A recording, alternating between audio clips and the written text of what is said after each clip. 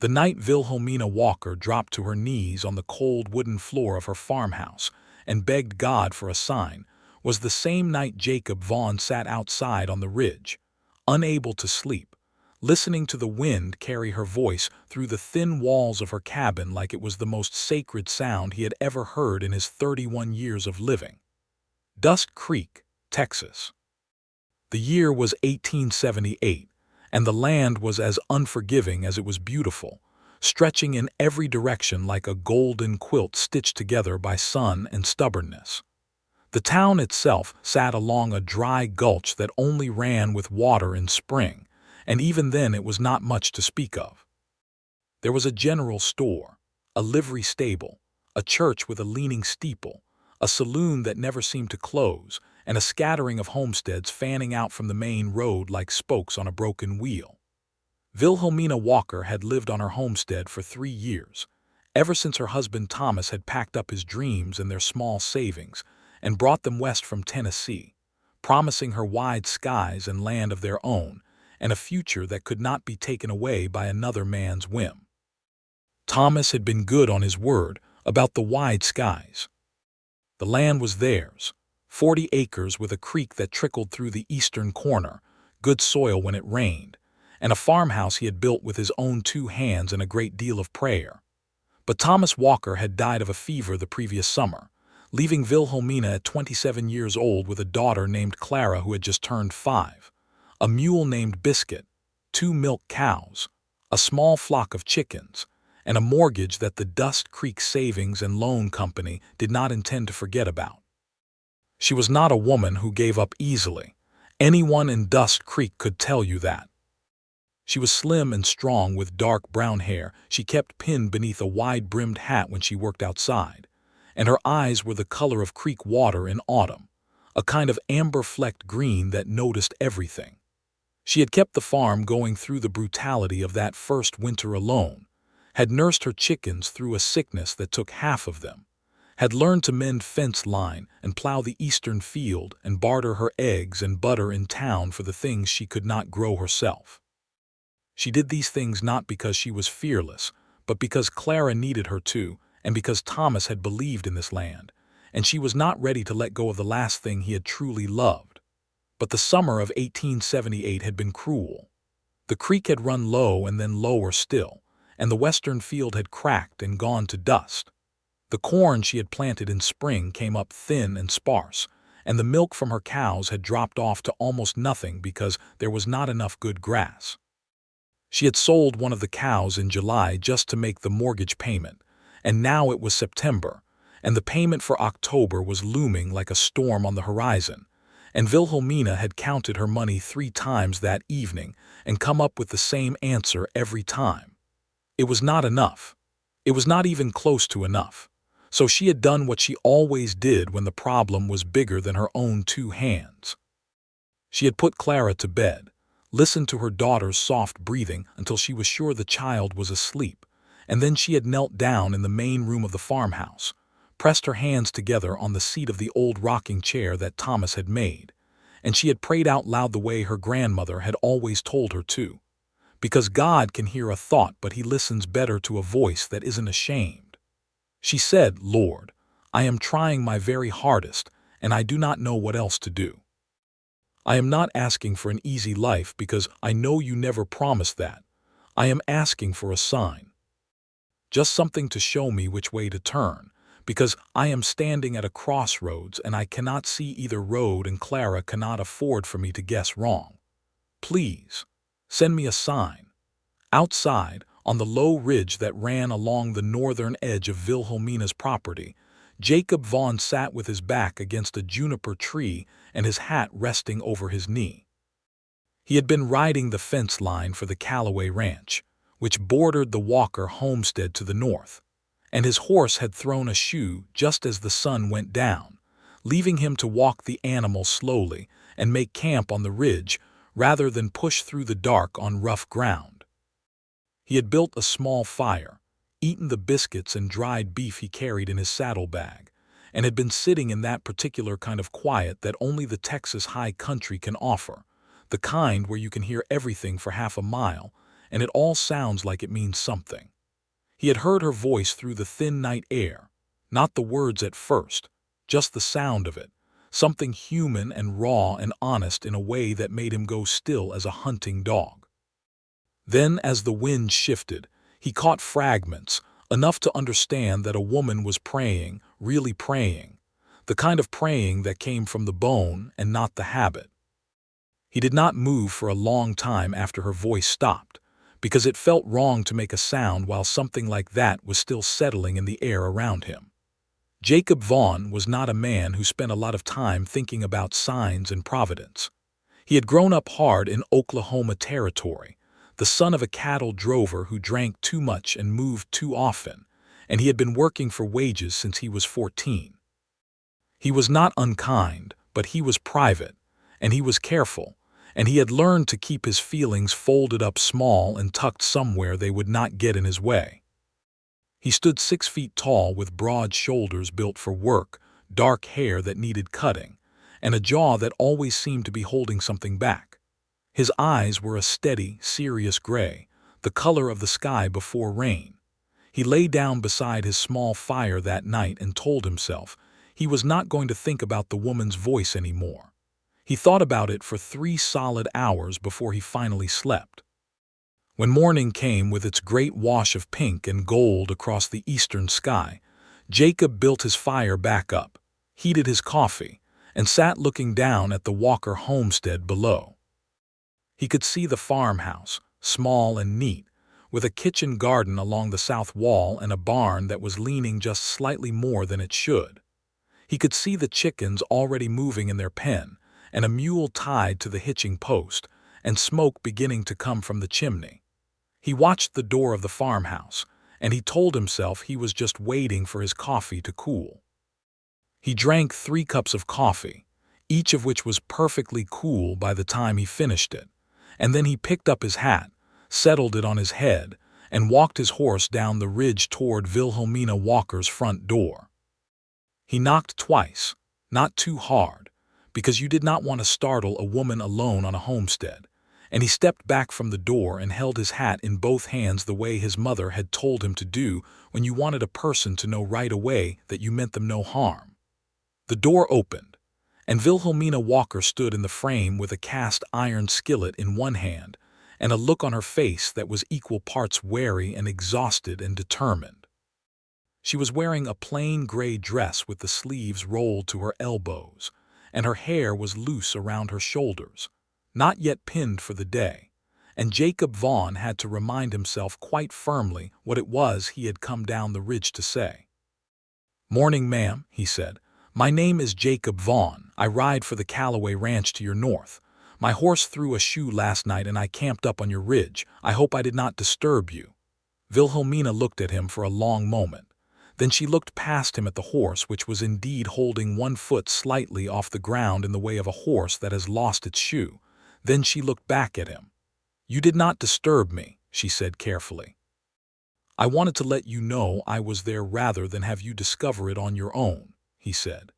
"And I wondered if I might ask a small favor. If you have a spare nail and a hammer, I could get him shod enough to make it into town to the livery. I would pay you for the use of them." She considered this for a moment that stretched long enough for a man to notice. Then she opened the door a little wider and said, "I have tools in the barn. You are welcome to look." He nodded. "Thank you, ma'am, I am obliged." She set the skillet down on the table inside the door, which he took as a good sign, and then she said, "Have you eaten?" "I have," he said, "though I thank you for asking." "Clara," she called behind her, "stay at the table." And then she stepped out into the morning and led him around to the barn. The barn was small but organized, which told Jacob something about the woman who kept it. Tools were hung on the wall in order of size, harnesses were coiled and hanging, and the 2 remaining milk cows looked clean and well tended. He found the nails he needed in a tin on the work shelf and borrowed the hammer, and Wilhelmina stood in the barn doorway with her arms folded and watched him work on the horse's hoof with a look that was assessing rather than suspicious, the way a person looks when they are trying to decide what category to put you in. He got the shoe tacked back well enough to hold for a day and straightened up, rolling his shoulder to work out the ache from sleeping on the ground. "You do that well," she said, and she sounded like she meant it, not as a compliment exactly, but as an observation. "I have had practice," he said. He set the hammer back where he had found it and took 2 dimes from his vest pocket and offered them to her. She shook her head. "A couple of nails and the loan of a hammer is not worth 2 dimes, she said. "Your time is," he said. She looked at the coins in his palm for a moment, and then she took them, not because she wanted to, he could see that, but because she needed to, and he respected her for not pretending otherwise. "Mr. Vaughn," she said, and then she stopped, as if she had started a sentence and then decided against it. "Ma'am," he said. "Is there work at the Calloway Ranch?" she asked, and she said it flatly, without embarrassment, the way you say a thing when you have decided that pride is a luxury you cannot currently afford. He looked at her steadily. "Calloway mostly hires men for the drives," he said, "but I know he has been looking for someone to manage the kitchen at the bunkhouse. His cook quit in August. It would not be much, but it would be steady wages." She was quiet for a moment. "I have a daughter," she said. "I know," he said, and then he realized that was a strange thing to say to someone you had just met, and he added quickly, "Calloway is not an unreasonable man. It would be worth asking." She nodded slowly. "I will think on it," she said. He took his horse by the reins and touched the brim of his hat. "I appreciate your help, Mrs. Walker." She tilted her head slightly. He had used her name and she had not given it to him. He watched her register this and he said, "I asked about your place when I hired on at the Calloway Ranch, just to know whose land I was riding near," which was true, though it was not the whole of it. She held his gaze for a moment in a way that was neither angry nor entirely comfortable, and then she said, "Good morning, Mr. Vaughn," and walked back toward the farmhouse. He rode to town with his horse's temporary shoe holding firm, and a feeling in his chest that he did not immediately have a name for, though it sat warm and settled, and was nothing like what he was accustomed to carrying around. He spoke to George Calloway that same afternoon. George was a heavy-set man in his mid-50s who had built his ranch up from nothing over 20 years and respected anyone else who was trying to do the same. Jacob explained the situation at the Walker homestead, not all of it, but enough, and said that he thought Mrs. Walker might be willing to cook for the bunkhouse crew in exchange for wages. George Calloway chewed on his cigar for a moment and said, "She any good at cooking?" Jacob said, "I have not the faintest idea, but she keeps a clean barn, and I expect a woman who keeps a clean barn can follow a recipe." George laughed, which was a sound like gravel in a tin drum, and said, "Send her over." The following Monday, Wilhelmina Walker arrived at the Calloway Ranch with Clara on the seat of the wagon beside her, and a look on her face that was all business. She shook George Calloway's hand like she was closing a land deal, and negotiated her wages up from what he first offered by pointing out very calmly that she had learned to bake bread from her grandmother, who had supplied 3 general stores in Tennessee, and that she expected her skills to be compensated accordingly. George gave her what she asked for, which was $1.50 more per week than he had intended to pay, and he told Jacob later that evening that he thought Mrs. Walker was going to work out just fine.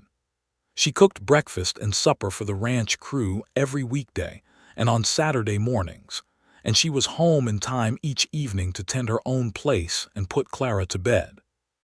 The wages were not enough to save everything, but they steadied things, gave her room to breathe, made the October mortgage payment possible, and the November one something she could plan toward. Jacob Vaughn ate at the bunkhouse table with the rest of the crew, which meant that he ate Wilhelmina's cooking every morning and every evening, and the thing that had been sitting warm in his chest since that first morning on the ridge only grew warmer and more complicated. He was careful not to make it obvious. He was careful about a lot of things. He said good morning and thank you for the meal, and complimented her biscuits because they genuinely deserved complimenting, and he looked at the table when she walked past rather than at her, because he was not a man who stared, and because he had enough sense to know that a widowed woman on a struggling homestead did not need a ranch hand making her feel watched. But Clara had no such restraint. Clara Walker was 5 years old and had her mother's autumn-colored eyes, and her father's tendency to ask whatever question came into her head, without checking first if it was appropriate. She sometimes came with Wilhelmina to the ranch when there was no one to leave her with at the homestead, and she had taken a shine to Jacob with the totality that small children are capable of when they decide they like someone. One October morning she appeared at Jacob's elbow while he was at the table finishing his coffee and said, "My mama says your horse is the color of honey." Jacob looked up. Wilhelmina was at the stove with her back to them, but he could see by the slight stiffness in her shoulders that she was listening. "She said that," he said to Clara. Clara nodded with great seriousness. "She said he was pretty. I think he is pretty too. Can I pet him?" "After breakfast, if your mama says it is all right," Jacob said. Clara turned and hollered toward the stove, "Mama, can I pet Mr. Vaughn's horse after breakfast?" Wilhelmina turned from the stove with a look that was somewhere between exasperated and caught, and Jacob kept his expression carefully neutral and drank his coffee, and she said, "If Mr. Vaughn does not mind and you are gentle." "I do not mind," Jacob said, and he very deliberately did not smile until he was facing the other direction. He let Clara pet the honey-colored quarter horse, whose name was Ranger, and he watched the little girl coo at the animal with her mother standing a few feet away in the October sunlight with her arms crossed, and he thought that there were worse ways to spend a morning. "She has a gift with animals," he said to Wilhelmina. "She does," Wilhelmina said. "She has been trying to make friends with the mule for 2 years, and I think she is nearly there." He laughed at that, a real laugh, not the polite kind, and Wilhelmina looked at him with a small, startled smile that seemed to surprise her as much as it surprised him, as if she had not expected to make anyone laugh that morning, or perhaps had not expected to find it so easy. They stood together in the yard watching Clara tell Ranger her very detailed opinions about various subjects, and it was the first time Jacob had stood next to Wilhelmina Walker without either of them having a task to get to, and the comfortable silence between them felt like something being established rather than something being left unsaid. Over the weeks that followed, the comfortable silences became a regular feature of their days. He started arriving a few minutes before the other hands in the morning, not obviously, but consistently, and Wilhelmina started putting his coffee cup on the counter nearest the window without being asked, because she had noticed that was where he liked to stand. They talked about small things at first. The weather, which was always a topic of serious concern in that part of Texas. The condition of the Callaway cattle. Whether the creek on her property was likely to run better next spring given what the sky was doing. Then they started talking about larger things, the way people do when the small things have been used up, and the other person has turned out to be worth the more honest conversation. She told him about Tennessee, about the farm her family had worked for 3 generations, about the way her father had smelled of tobacco and sawdust, and how he used to sing hymns off-key while he fixed the fence. She told him about Thomas, not with grief that was still raw, but with a kind of tender honesty, the way you speak about someone you loved who is now a fixed point in your past rather than an open wound. Thomas had been gentle and funny, and sometimes not quite practical enough, and she had loved him fully, and she missed him in the particular way you miss someone who knew all your ordinary habits and thought they were wonderful. Jacob listened to all of this with the kind of attention that most people do not receive, the kind that made you feel the person across from you was holding your words carefully rather than just waiting for their turn to speak. In return, he told her about Oklahoma, about his father's drinking, and the way they had moved from town to town following cattle work, about his mother who had been a quiet woman of great faith who had died when he was 16, and left a hole in him that he had filled with work and motion ever since. He told her that he had been a cattle drover himself for 8 years before a fall from a horse in Kansas had broken 2 of his ribs and convinced him to take steadier work. He told her that he had never owned land, never really thought he would. That ownership felt like something that happened to other people people who had not grown up the way he had. She said, "That is the wrong way to think about it," in a tone that was not unkind but was very definite, and he looked at her with some surprise and said, "How do you mean?" "I mean that land does not care where you came from," she said. "It only cares what you do with it when you are standing on it." He thought about that for a long time. In November, there was a situation in Dust Creek that put a shadow over the whole area. A man named Harlan Briggs, who owned the Dust Creek Savings and Loan Company, had been systematically applying pressure to several of the smaller homesteaders, calling in notes early and adding fees that had not been in the original agreements, in the transparent attempt to acquire their land at pennies on the dollar. He had already taken the Nielsen farm in August through this method, and the Nielsen family had left for New Mexico with nothing but their wagon and their livestock. There were rumors that he had his eye on 3 more properties, and Wilhelmina Walker's name was mentioned among them. She found out about it from Martha Caldwell, the wife of the general store owner, who told her over the counter one Wednesday morning, with the particular urgency of a woman delivering information that she believes the recipient absolutely needs. Wilhelmina walked back to the Callaway ranch that morning with her jaw set and her eyes very bright, which Jacob had learned was what she looked like when she was angry and keeping tight hold of herself. He saw her from across the yard and went to her, not intrusively, just walked over and said quietly, "What happened?" She told him about Briggs, all of it, standing in the yard with her voice low and controlled, and her hands clasped together in front of her so tightly that her knuckles were white. When she had finished, he was quiet for a moment. "What does your note say?" he asked. "It says I owe the October payment and the November payment, which I have made faithfully," she said. "And the contract term runs through next June, at which point I have the option to renew or pay the remaining balance." "Has he sent you anything in writing about additional fees?" "Not yet," she said.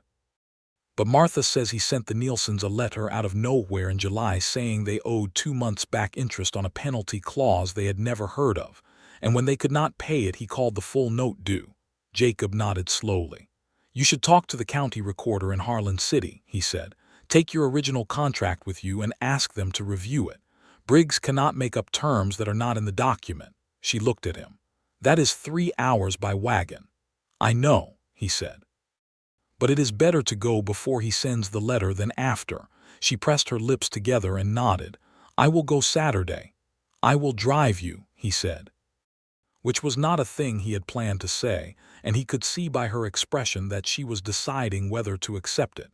He added, "The roads between here and Harlan City are not always friendly, and it is not a trip that should be made alone." After a moment she said, "Thank you, Mr. Vaughn."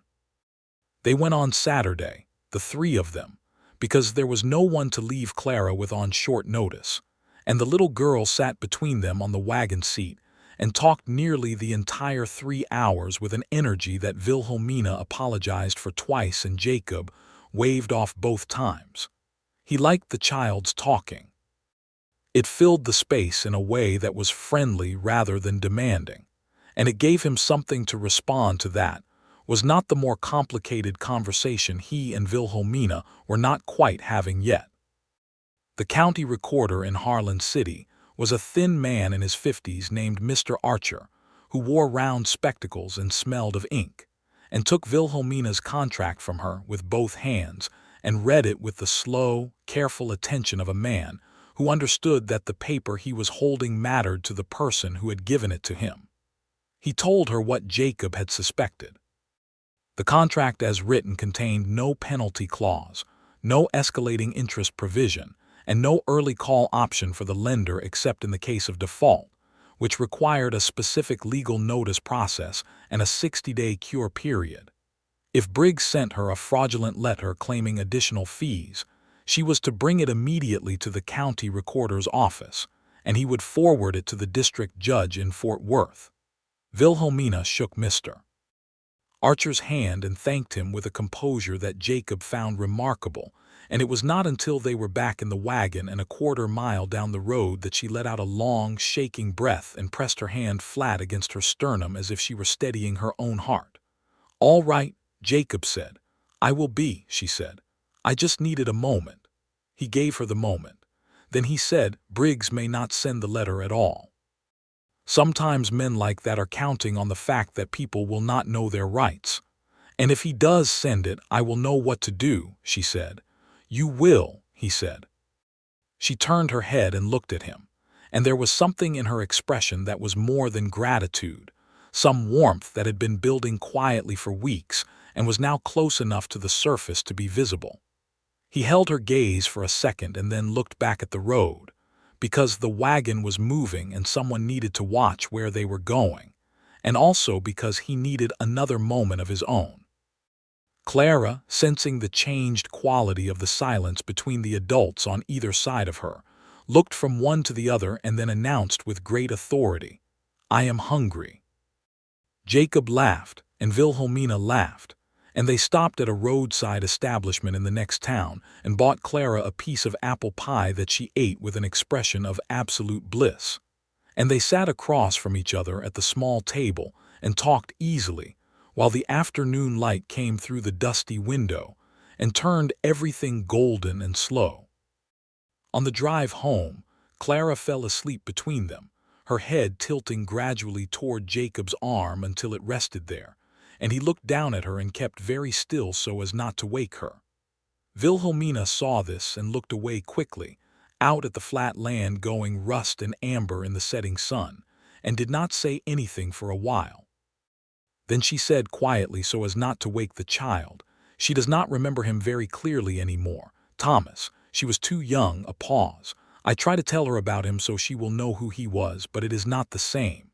Jacob said equally quietly, "What do you tell her? That he built our house with his own hands, that he used to whistle while he worked, that he loved her more than the sun." She stopped. "Then that is all true.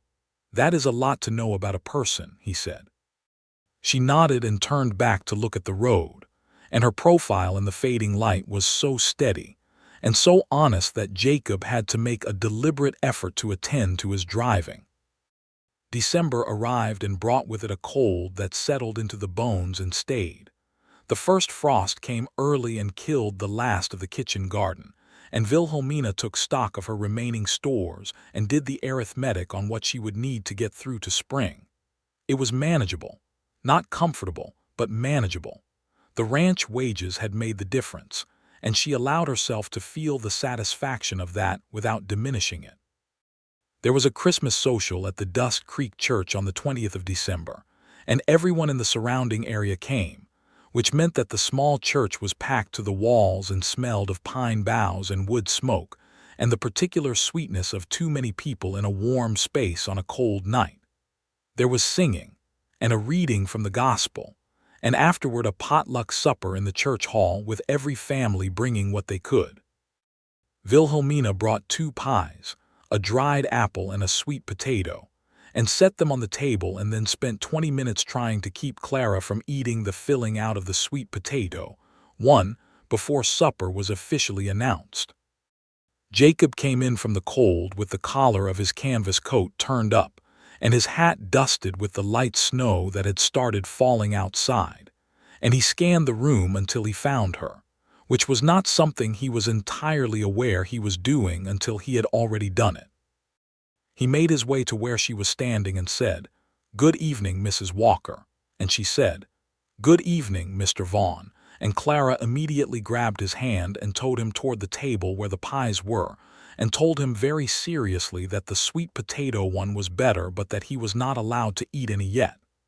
They sat together at the supper, the 3 of them, and this time it was noticed. Martha Caldwell noticed it and exchanged a look with her husband. George Calloway noticed it and ate his pie with the expression of a man who had expected this development and found it satisfactory. The Reverend Ames noticed it and made a note to himself to have a quiet word with Jacob Vaughn about intentions, because Mrs. Walker was a fine woman and a regular member of his congregation, and deserved to be treated accordingly. After supper, there was dancing in the church hall, fiddles and a guitar, nothing fancy but enthusiastic, and Clara danced with abandon in the middle of the floor with several other children her age, while the adults stood around the edges and talked and watched. Jacob stood next to Wilhelmina, close enough that their arms occasionally touched when the crowd shifted, and she did not move away, which he took note of. "Do you dance?" he asked her. "I used to," she said. "Thomas liked to dance." "Do you still like to?" he asked. She was quiet for a moment, considering this the way she considered most things, fully and without performance. Then she said, "I think I might." He held out his hand to her with a straightforwardness that was very much like him. Not a flourish, just an offer, and she looked at it for a moment and then took it. He was not an elegant dancer. He would tell her later that the best he could manage was steady and on the beat, but Wilhelmina did not seem to require elegance. She fit against his arm with the ease of a woman who knew how to follow a lead without surrendering her own balance, and they moved together through 2 slow dances and 1 livelier one. And by the end of the 3rd, she was laughing at something he had said and looking up at him with her hair slightly loose from its pins and her eyes bright from the exertion and the warmth of the room. And Jacob Vaughn thought that he had never seen anything so lovely in all his life, and that he was in considerable trouble. Reverend Ames caught him by the door at the end of the evening and said, in a low tone that was both gentle and pointed, "Mrs. Walker is a woman of excellent character and has had a difficult year." "I know that, sir," Jacob said. "Good," said the Reverend. "I am glad we understand each other." Jacob drove Wilhelmina and Clara home in her wagon with Ranger tied behind, because he had walked to the church and she had driven, and the snow was coming down in earnest now, soft and thick, turning the world white and quiet. Clara fell asleep almost immediately, bundled in a blanket between them, and Jacob drove and did not speak, because the silence was full in a way that was better than talking. When they reached the homestead, he helped Clara down and carried the sleeping child to the door while Wilhelmina unlocked it, and she took her daughter from him and settled her inside, and then she came back to the door and stood in the light from the lamp inside, snow falling softly outside around them. "Thank you," she said, "for tonight." "Thank you for saving me a piece of that sweet potato pie," he said. She smiled. It was a full smile this time, not the careful kind she usually gave, and it changed her whole face. "Good night, Mr. Vaughn." He took a step back. "Good night, Mrs. Walker." He walked the mile back to the Calloway bunkhouse in the snow with his hands in his pockets, and the feeling in his chest that had started on the ridge in September, now so large and so definite, that he could no longer pretend it needed a name. Christmas Day came and Wilhelmina spent it with Clara and with the Caldwell family in town, which had become their tradition since Thomas died, and Jacob spent it at the ranch with the skeleton crew who had nowhere else to go, eating George Calloway's cook's attempts at a holiday supper and playing cards in the bunkhouse. He thought about the Walker homestead more than he thought was technically rational, and he went asleep early.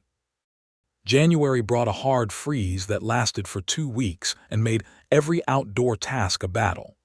Jacob spent most of those weeks riding fence line and breaking ice on the cattle tanks, coming in each evening chapped and stiff and grateful for the warmth of the bunkhouse. Wilhelmina came to cook despite the cold, bundled in a heavy wool coat and with Clara dressed like a small, round package, and she kept the kitchen at the bunkhouse warm with the stove and her cooking and her matter-of-fact, cheerful conversation with anyone who came through. One afternoon in mid-January, Jacob came into the kitchen to find her standing at the window with a letter in her hand. Her back was to him, but he could tell from the set of her shoulders that it was not good news. "Mrs. Walker," he said. She turned around and her face was very controlled in the way it got when she was managing something. She held out the letter. "It is from Briggs," she said. He read it. It was exactly what she had feared, a claim for back interest on a penalty clause that was not in her original contract, with a demand for payment within 30 days or the full note would be called due. "We take this to Mr. Archer in Harlan City," he said immediately. "We cannot go in this cold," she said. "The roads will be frozen and I cannot risk the wagon on ice." "When the freeze breaks," he said. "What is the date on the letter?" She looked. "January 9th. The freeze will break by the end of the month. That gives us time before the 30 days is up. He folded the letter carefully and handed it back to her. He is bluffing, Wilhelmina. He does not know you have already spoken to the county recorder. He is counting on you being afraid. It was the first time he had used her given name. She noticed, and he noticed that she noticed, and neither of them said anything about it. I am afraid, she said plainly, but I am not going to let him see that. No, he said, you are not. They looked at each other across the warm kitchen for a moment, and then she put the letter in her apron pocket and went back to the stove, and Jacob went back to his work, and neither of them said anything else. But something had shifted. Some invisible degree of distance between them had closed, and they both felt it, and neither one was in any hurry to pretend otherwise. The freeze broke on the 28th of January, enough for the main road to be passable, and they drove to Harlan City the following day. This time it was just the two of them, because Clara was with Martha Caldwell for the day, and the drive was quieter without the child's running commentary.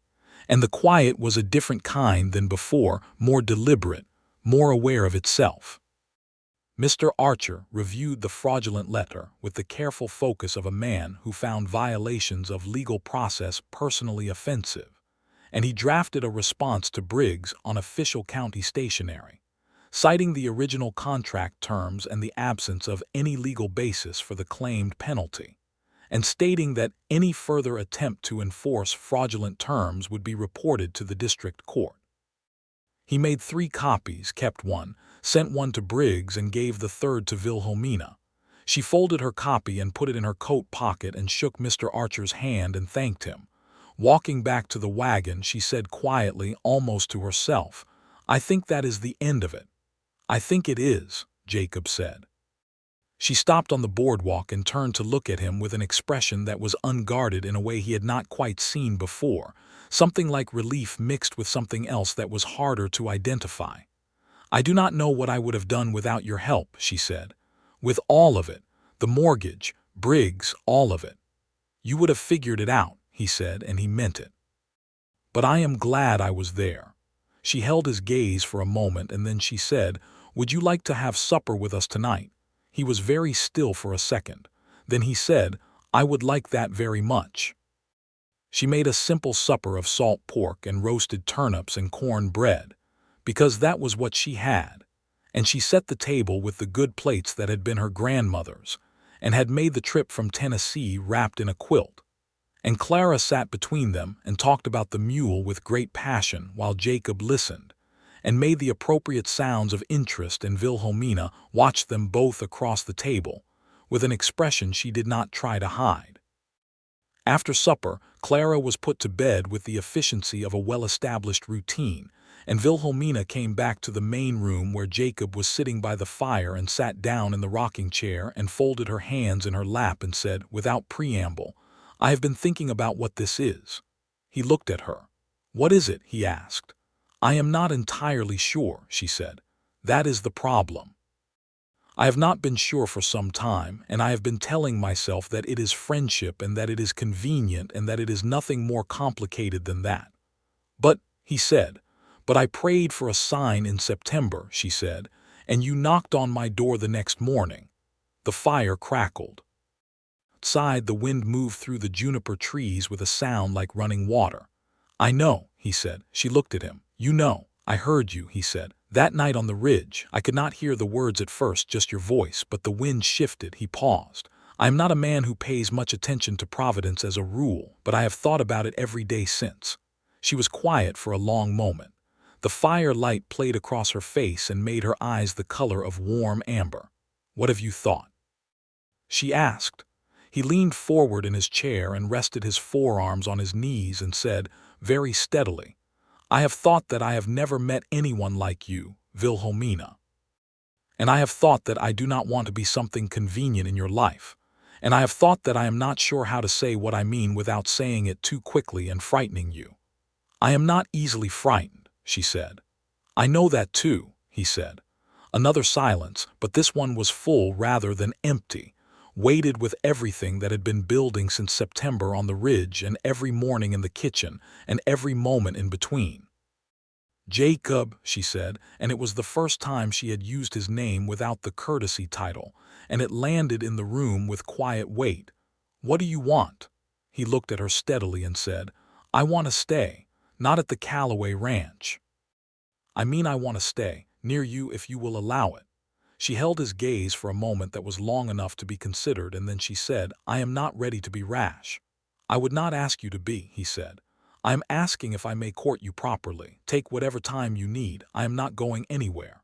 She studied him, and he let her because he meant it, and she was entitled to look for the truth of it, and he had nothing to conceal.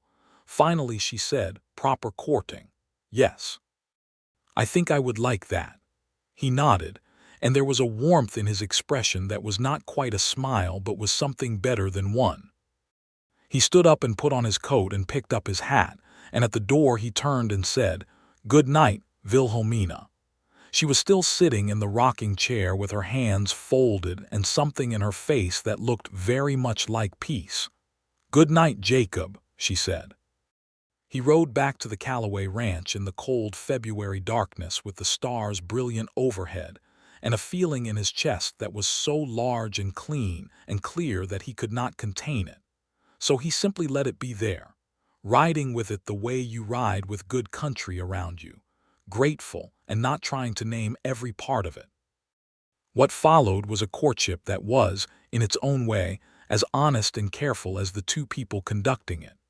Jacob came to the homestead on his days off, which were Sundays and every other Wednesday, and he came with purpose rather than with gifts, though he brought small things now and then, a twist of hard candy for Clara, a length of good rope that he had noticed she needed, once a small book of verse that he had found in the general store and thought she might like. She did like it, and she kept it on the shelf next to the Bible that had been her grandmother's. He helped with the work that needed doing, not in a way that made her feel incapable, but in the way of someone who was present and wanted to be useful, as natural and easy as breathing. He repaired the lean on the barn through 3 weekends of work, setting new posts and reinforcing the frame until the structure was sound again, and would weather the next winter without concern. He cleared the creek bank on the eastern corner where debris had built up and was threatening to redirect the water away from her property. He fixed the hinges on the root cellar door and repointed the stones around the base of the farmhouse chimney where the mortar had crumbled. She fed him dinner on those days, and in the afternoons they sat on the porch when the weather allowed and talked, or she read aloud from the book of verse she had come to love, and he listened with his hat in his lap and his eyes on the middle distance, and Clara played in the yard and brought them interesting rocks and dead beetles for their inspection. They talked about everything.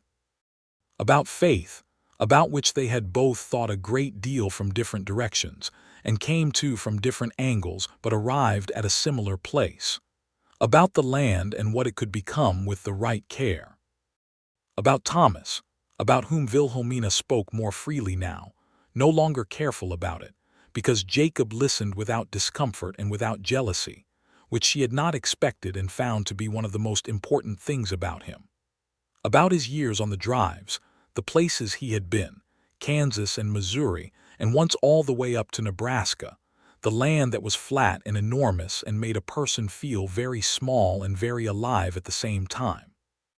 He told her about the fall in Kansas that had broken his ribs, told her the whole of it for the first time, how he had lain on the ground for an hour before anyone found him, and how in that hour he had looked up at the enormous sky and thought with great clarity that he had been moving so fast and so constantly that he had never stopped long enough to be somewhere, and that he wanted to be somewhere, he just had not known where yet.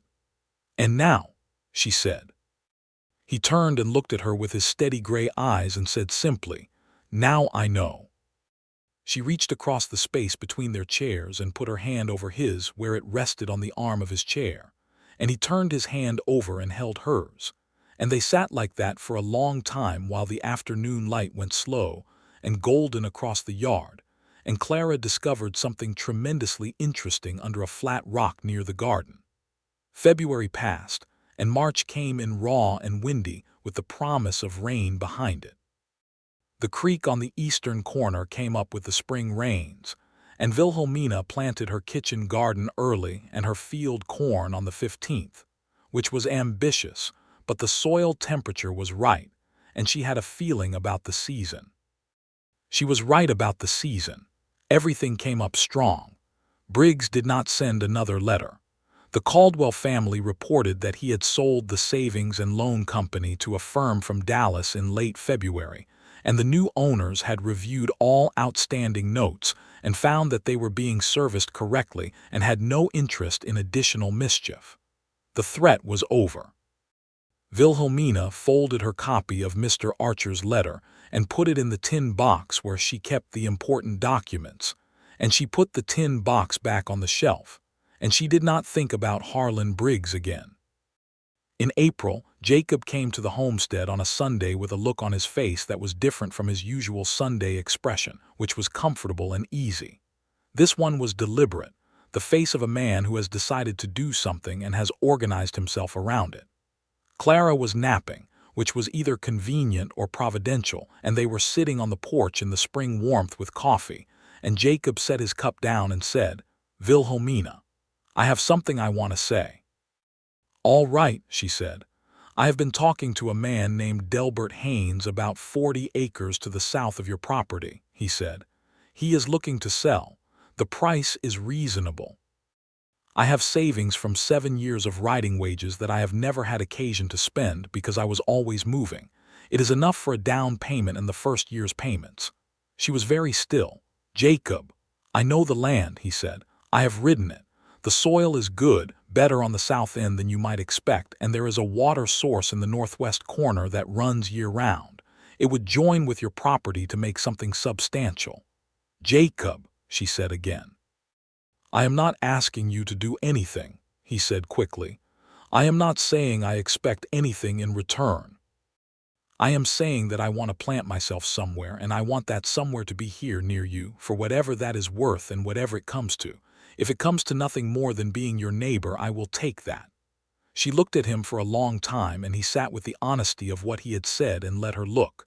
Then she said, "You know perfectly well it will come to more than that." "I hoped," he said carefully, "but I did not want to presume."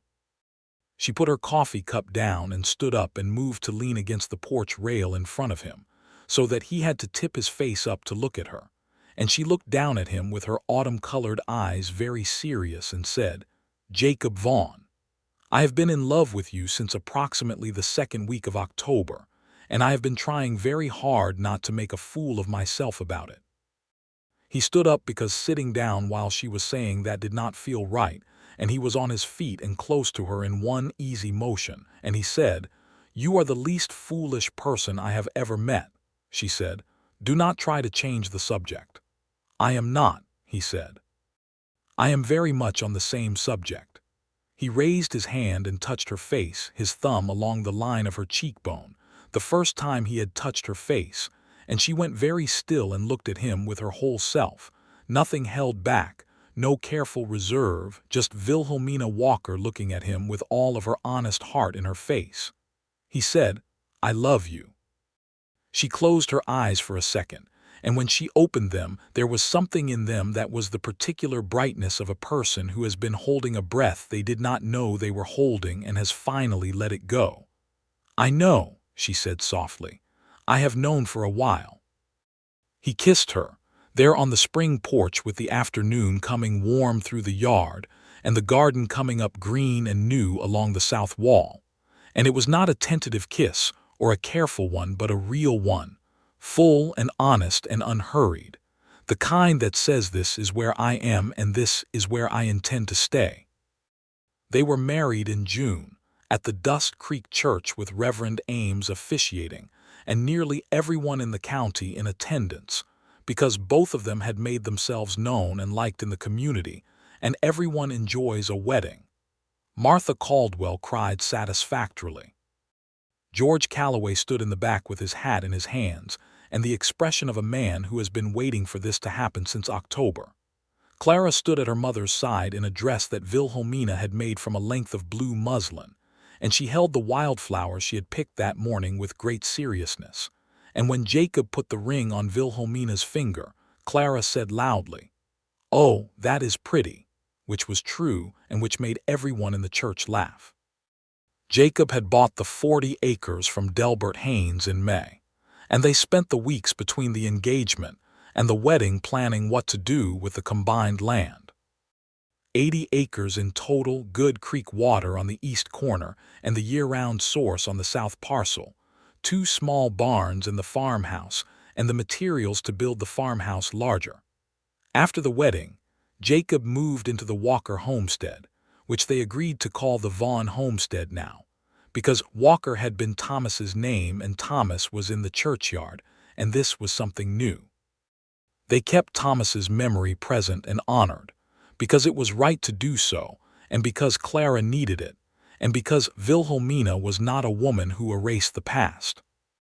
Jacob respected this with the same steadiness he brought to everything, and he understood without being told that loving Wilhelmina included making room for what she had carried before she met him. The first summer of their marriage was the summer of building. Jacob, with help from 2 men he hired from town and from George Calloway, who came himself on several Saturdays because he was that kind of neighbor when it came down to it, extended the farmhouse to twice its original size. A larger kitchen, 2 more sleeping rooms, and a proper sitting room with a window on the south side that caught the afternoon light beautifully. Wilhelmina planted roses along the south wall, the climbing kind that would take several years to reach the window but would be worth the wait. She left the Calloway bunkhouse cook job in August, because with the new acreage and the joint operation there was enough to do at home, and George Calloway's new cook, a large amiable man from New Mexico named Esperanza, who made a green chili stew that the ranch hands swore was better than anything they had eaten, took the role without difficulty. The south field on the new parcel, which Jacob had identified correctly as being particularly good, they put into wheat, a crop that Wilhelmina had thought about for a year but had not had the land for. The wheat came in well, not spectacularly the first year but well enough to sell a portion and keep enough for flour through the winter, and Jacob took the wagon to Harlan City to the larger grain market, and came back with enough money to buy 2 more milk cows and a good breeding sow, and still have something left over to put in the tin on the shelf. Clara, now 6, had adopted Jacob as her own with the completeness that children sometimes achieve when the heart is uncomplicated. She called him Pa, which she had decided to do on her own in late spring without consulting anyone, and which had caused Jacob to stop in the middle of hammering a fence post and put the hammer down and stand very still for a moment with his back to the yard. Wilhelmina, who had been watching from the garden, had seen his shoulders move and had looked away at the sky and let him have the moment. He was a good father to Clara, patient and attentive without being indulgent, and he told her stories in the evenings that he made up as he went, long improbable tales about horses and adventures that she requested by name, and held him to continuing from exactly where he had left off. He taught her to ride when she turned 6, on a calm old mare that George Calloway lent them for the purpose, and stood in the corral and gave instructions with an even, encouraging voice, while Clara sat very straight in the saddle and tried to look as if she had been doing this for years. By autumn of 1879, Wilhelmina knew she was carrying a child. She told Jacob on a Thursday evening after supper, when Clara was in bed and they were sitting in the sitting room with the south window going dark and the lamp lit warm between them. She said it plainly, the way she said most things that mattered without preamble or ceremony, and watched his face. He was quiet for a moment that she later described to Martha Caldwell as the longest 5 seconds of her life. Then he looked up at her from across the sitting room with his gray eyes bright in the lamp light in a way she had not quite seen before and said, "Come here." And she crossed the room to him, and he held her with both arms and his face pressed against her hair, and neither of them said anything else for a while. The winter of 1879 into 1880 was a good winter, cold but not brutal, and the homestead went into it well stocked and well prepared. The wheat flour they had milled from their harvest meant Wilhelmina could bake all winter without buying from the store, and the root cellar was full, and the wood pile was high, and the cattle and pigs were fed and healthy. Jacob had built a windbreak on the north side of the barn in the fall, and it made a considerable difference in the cold months. Wilhelmina made a quilt through the winter evenings, working on it after Clara was in bed, a pattern called wedding ring in blue and cream, and the same rust orange as the autumn fields, and she put it on the bed in the new sleeping room that would be the nursery, and she felt, sitting in the lamplight with her needle moving through the fabric, a satisfaction that was so deep and simple it was almost indistinguishable from peace. Jacob came in one evening to find her at this work, and stood in the doorway of the nursery for a moment watching her, and she looked up and saw him there, and the look between them was the kind of look that does not require words, because it contains everything that words would take much longer to say. He sat down next to her, and she handed him one end of the quilt to hold taut while she worked, and he held it and watched her needle move through the fabric, and he said, "Tell me what you would like." "I have what I want," she said, without looking up from her stitching. "For the baby," he said. "Do you want a boy or a girl?" She considered this with her needle suspended for a moment. "I want whoever comes," she said. "But I will tell you something. Clara has been praying for a brother." He smiled. "Has she?" "She has taken to informing God of her preference on the subject fairly regularly," Wilhelmina said, and there was a dry humor in her voice that he loved. "I am not sure how he feels about being advised, but she is nothing if not thorough." A boy was born in April of 1880, in the spring, with the creek running full and the wheat coming up on the south field, and the roses along the south wall beginning to climb for the first time. He was born on a Tuesday morning after a labor that was neither short nor alarming, with Martha Caldwell and the local midwife, a practical woman named Mrs. Good, in attendance. Jacob paced the front room with his hat in his hands until Clara, who had been put on the porch with strict instructions to stay there, climbed back in through the window and came and stood next to him and took his hand and patted it in a way that was so much like her mother that he had to look away. Mrs. Good came out and told him he had a son, and he said thank you and went into Wilhelmina, who was lying in the bed with the baby in her arms looking tired and beautiful and entirely herself, and Jacob sat on the edge of the bed, and she put the baby in his arms.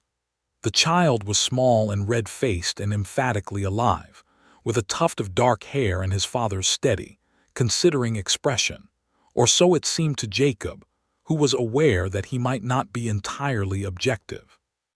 "Hello," Jacob said to his son, very quietly. Clara, who had come in behind him and was standing on her toes to see, said, "He is very small. Does he work yet?" Wilhelmina said, "Not yet," in a voice that was half laughter and half something too tender to be named. They called him Thomas Jacob Vaughn.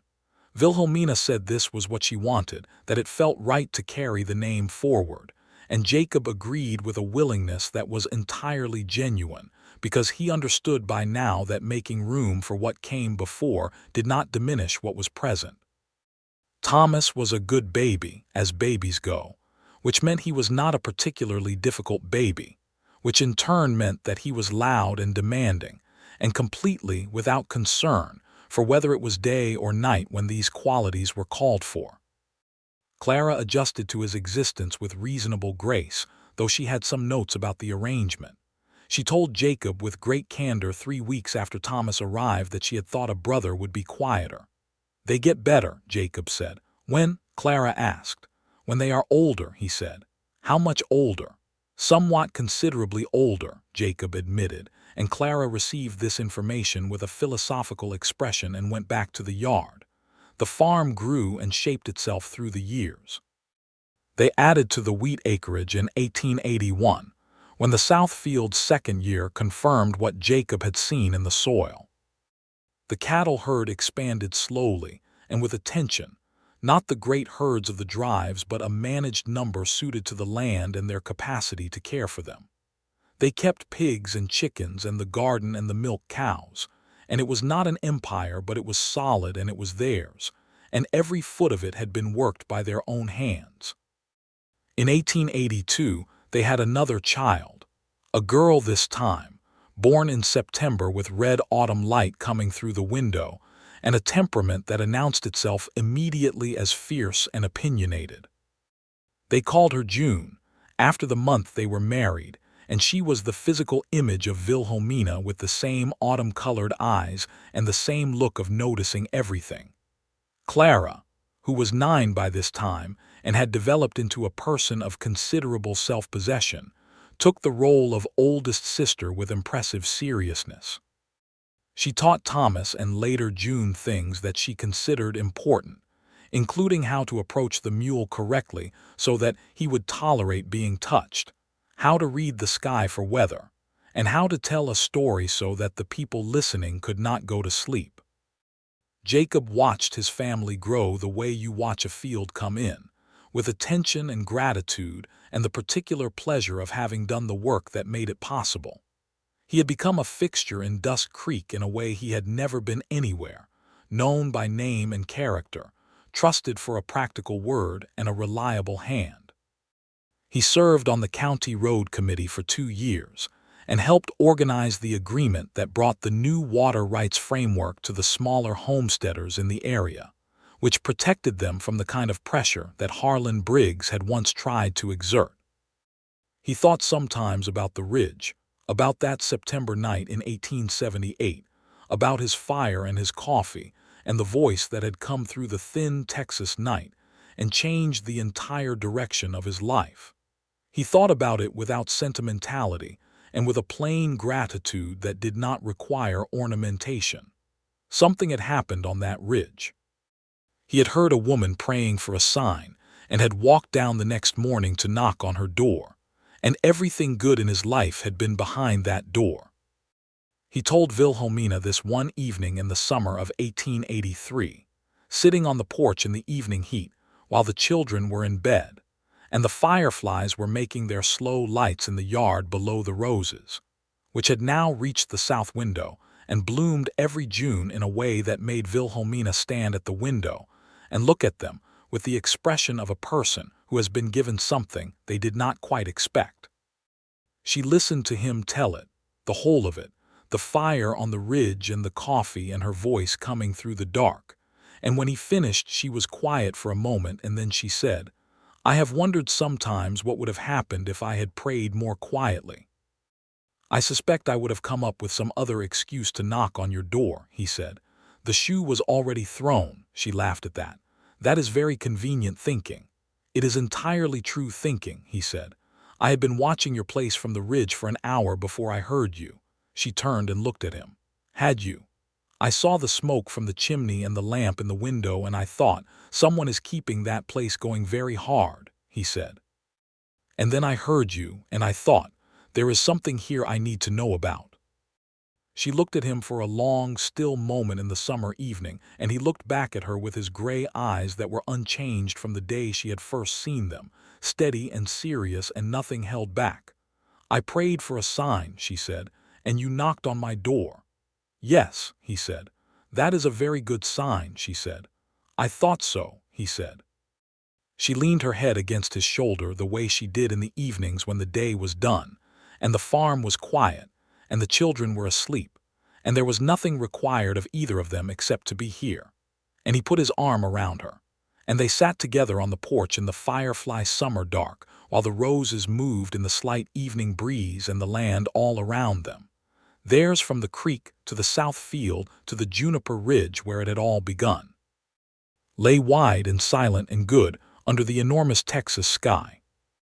The years settled into themselves the way good years do, with enough change to keep you alive to what you have and enough constancy to make you feel that the ground beneath you is solid. Thomas Vaughn turned 4 in 1884 and was revealed to be a person of powerful enthusiasms and practically no caution whatsoever, which kept Jacob occupied in the manner of a man who has signed on to something and is not remotely sorry about it. June continued to be fierce and observant, and had opinions about the color of the sunrise by the time she was 2, which Wilhelmina said was entirely normal and Jacob suspected meant they were all in for it when she got older. Clara, at 11, was teaching herself to read faster than the school in Dust Creek could keep up with her, and Jacob had begun ordering books for her from a supplier in Fort Worth because the general store's selection was limited and Clara's need was not. She devoured history and natural philosophy and whatever fiction could be found, and she read aloud to Thomas in the evenings with the same practiced patience that Jacob used when he was telling him a story. And Thomas sat and listened with his serious, considering face, and occasionally asked questions that were unexpectedly precise.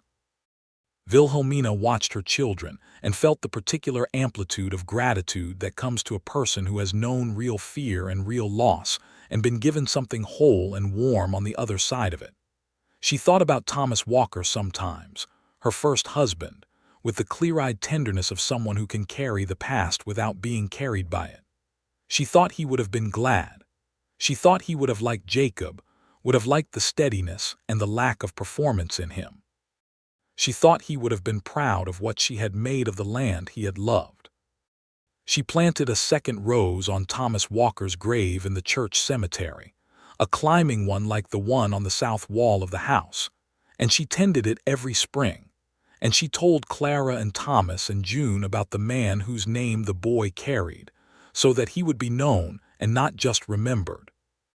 In the spring of 1885, when the wheat was coming in on the south field in the long gold rows that still gave Jacob a satisfaction that never diminished regardless of how many seasons he had seen it, Wilhelmina came out to the field where he was walking the rows and stood at the edge and waited for him to come to her, because she knew that is what you did when a person was walking a field.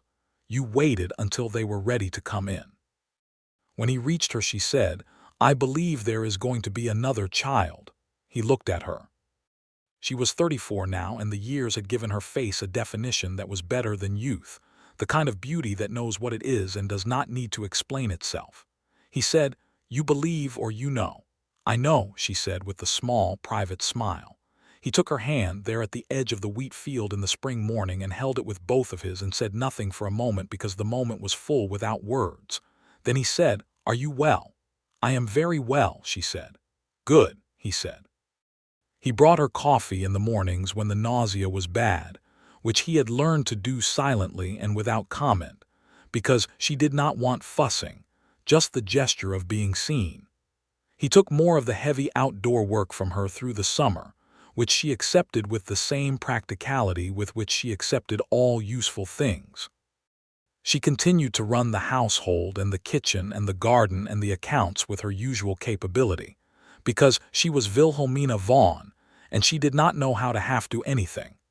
The baby was born in November of 1885, a boy again, which Thomas received as his personal due, and June received as a development she was going to need to think about. They called him Eli, because Wilhelmina had been reading the book of 1 Samuel, and said that Eli was a name that stood up well under pressure, which Jacob said was an excellent criterion for a name. Eli was born laughing, or so it seemed, with a round red face and the most cheerful disposition of any of their children, and from his first weeks, he was the kind of baby that made everyone in the house feel slightly better about everything. The Vaughn homestead by the winter of 1885 was a different thing from the struggling 40-acre Walker place of 1878. It was 80 acres of productive land, well-watered, carefully managed, with a solid farmhouse that had been added to and repaired and kept in good order, a proper barn that stood straight, working cattle, healthy pigs, a garden that Wilhelmina had expanded over the years to include things she had read about in her grandmother's household book and found to be worth the trouble. There was a school in Dust Creek now, a proper one with a teacher who came from a college in Austin, and Clara and Thomas attended it. And Clara had recently been asked to help the younger children with their reading on Fridays, which she agreed to do with a dignity that made Jacob want to laugh, but he refrained. He was riding the south field fence one December morning in 1885, checking the line before the winter weather set in properly, when he stopped the horse on the same kind of low rise where he had once camped on the Callaway Ridge, and he looked out across the land below him. His land, their land.